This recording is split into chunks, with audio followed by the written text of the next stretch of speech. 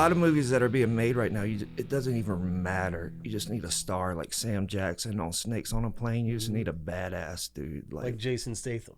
Dude, Jason Statham could be on the plane with scorpions. That'd be hot. Dude, he's armed with a can of Raid. I am a huge Jason Statham fan. Like, yeah. Even his worst movies, I buy into. I just like him. Let me ask you what it is. I mean, he's a good-looking dude, has an accent, has some aura about him. All of that. No, yeah, he has an aura about him.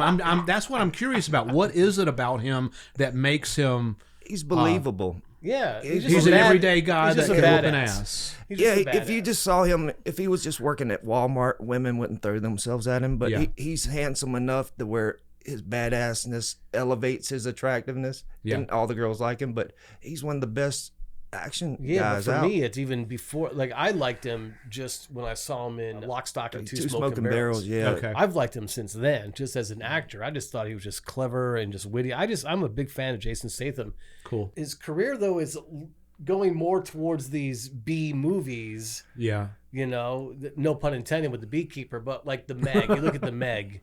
Right, pretty much that's just a polished up Sharknado, really. You know, it's ridiculous. Yeah. What were the two movies he did where he was transporting a briefcase? The Transporter. The Transporter. Yeah. Oh, well, yeah. Amazing. Absolutely wonderful. When the Beekeeper came out, it looks ridiculous, and I watched it, and I loved it. And it looks like Michael Bay shot it. It's beautifully shot. It's actually ridiculous, but great.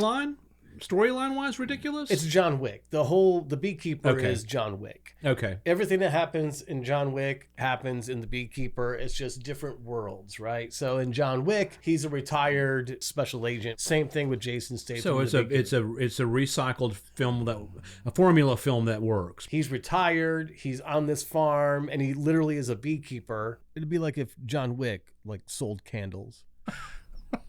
And the woman that owns the farm, it's Claire Huxtable, right? Oh, wow. She gets an email. It's a fraud email. They're scamming her out of her life savings. She falls for it. And then she just blows her head off. Okay. But he immediately just takes revenge on all these call centers that are scamming people. But remember in John Wick where he has to go get his guns and everything, but they're in his basement and he has to jackhammer his basement out? Jason Statham keeps everything in the beehives. He just pulls them out. Okay. What he does in this movie is what a lot of people do in a lot of these kinds of films is they beat up multiple people. Just one guy, Reacher does it, the Tom Cruise Reacher. Oh, yeah. The TV show Reacher, that guy does it. Yeah. The Rock does it. It's like, that's where the unbelievable thing comes in. You're like, you're taking on 5 guys. I'm thinking of Jason Bourne, though. It is very believable when he whoops an ass or multiple asses. I don't know if it's the style of the filmmaking or the fact that they've choreographed it so well, but it is pretty freaking convincing. Jason Bourne, even though they're choreographed, it's all in the edits. Their shots are so compressed. Yeah. Jason Bourne fight is primarily close-ups. Sure. And every there's so many edits in there. And your mind puts it all together as a sequence of ass kick. Now, this is the most unrealistic part, right? The FBI knows who he is. They've got his picture. They're looking for him. But here he is with seven FBI agents, and he just walks up to them. Yes. Yeah, and they're all fully equipped too. Wow. Oh, he kills everybody too in this movie. He doesn't give a shit. It's ridiculous, but I love it. The Beekeeper. Well, I just saw him elbow the one guy in the helmet. I'm like, that's what a helmet is for, to prevent head injuries. The other thing I've noticed is that in Jason Statham movies, a lot of his fights take place at gas stations. So interesting. If it's in his contract. If you ever pull up to a gas station and you see Jason Statham wearing a baseball cap, just leave him alone. Just get back in your car. Find the next Exxon because this guy. Don't go and try and get a selfie with him for sure. All of his movies are it's like a modern day Clint Eastwood. Like when Clint Eastwood would come into a Western and they need help. If he has a big, strong second act of his career, it's going to be that old man, tough guy, Clint Eastwood thing in about probably 15 years. So talking about Statham at the gas stations, there is a life hack for us regular guys if you get robbed at a gas station. And this guy cracked the code on, and it's one of those things, once you see it, you're going to go, completely obvious. But Jason Statham didn't think of it. He's just minding his own business.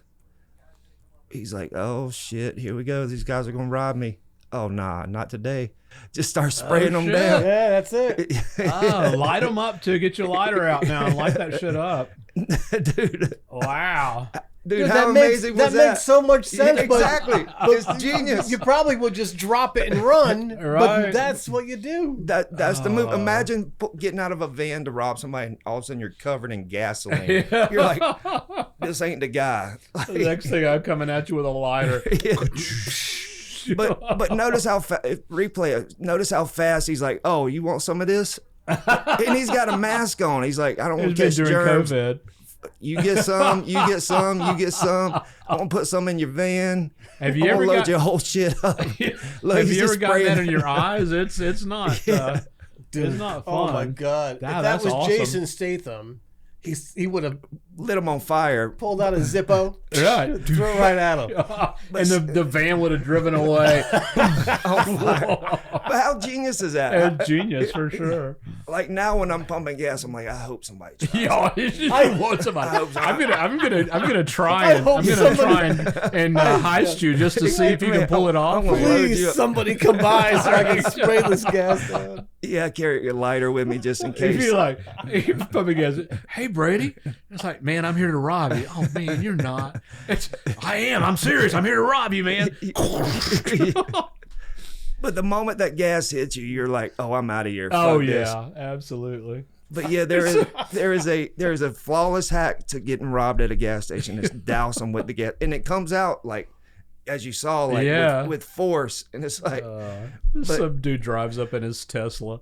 Oh God. Well, let me ask you guys this. Who is the most badass good guy then? Is it 007? Is it Dirty Harry? Is it Jason Bourne? Dirty Harry. I would say Dirty, right? Dirty Harry is? Well, because Dirty Harry's not a CIA agent. He's not MI6. He's just a cop. He's just a badass cop. That's a good point. That's an excellent point. Yeah.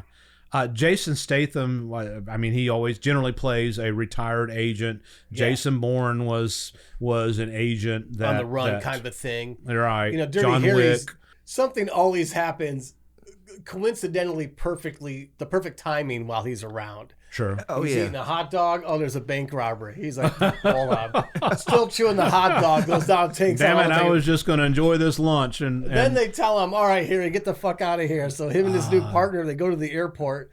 He's at the airport. Coincidentally, there's a hijacking happening, right? So he's like, here I go. So what does he do? He's at the airport, and he's eating again, and he's still chewing. And they take him down the hall, and he gets a pilot's uniform on, and he goes out there, you know.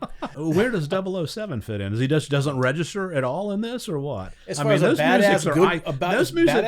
movies are iconic. But he's supposed to be. I'm thinking like accidental badasses, right? Sure. Like sure. Bullet. There's a badass. True. Steve Good McQueen point. Absolutely. Bullet. Yeah. What about you remember Billy Jack? The Billy Jack movies back in the day? No, I don't know that one. Do you remember Billy Jack? Oh God. It was almost like almost like a kung fu movie. Billy Jack was this I guess he was out in Texas or California. He wore this straight brimmed hat, bare feet, and he would whoop an ass with karate. I remember that. I never watched a lot, but my grandfather, I think, would watch Okay, that'd be movie. Tom Laughlin then. I didn't remember the guy's name. Check that hat out though. I know, but watch this. Hats have taken a decline. He's gonna whoop some ass. He's gonna whoop an ass right here. He's like, there's 3 of you, there's 5 of you. I got my He's hat. bare feet too. It's a Black Friday special at the hat store. What the fuck is going on? He's walking around bare feet, so you know he's going to throw some karate into this thing. He's like, got a jean jacket, no shoes on, with a rattlesnake hat. Jesus Christ.